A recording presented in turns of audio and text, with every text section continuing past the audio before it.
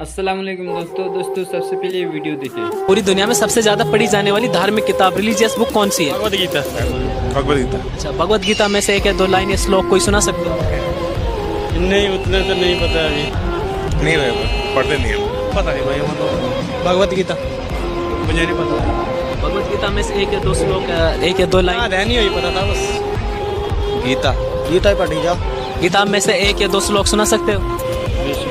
ऐसे लोग तो वो गायत्री मंत्र अपना और वो है दुनिया में सबसे ज्यादा पढ़ी जाने वाली धार्मिक किताब कौन सी है पूरी दुनिया में? कुरान ही है। कुरान मजीद। कुरान कुरान मजीद। कुरान भाई। कुरान शरीफ। तो सुना सकते हो अलहम्दु कुरान में से?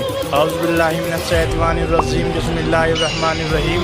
अल्हम्दुलिल्लाहि रब्बिल आलमीन। नबीना वक़्फ़ना व मालिकि यौमिद्दीन, इय्याका नअबुदु व इय्याका नस्तईन, इहदिनास सिरातल मुस्तक़ीम, सिरातल लज़ीना अनअमता अलैहिम गैरिल मग़ज़ूबि अलैहिम वलज़्ज़ालिन।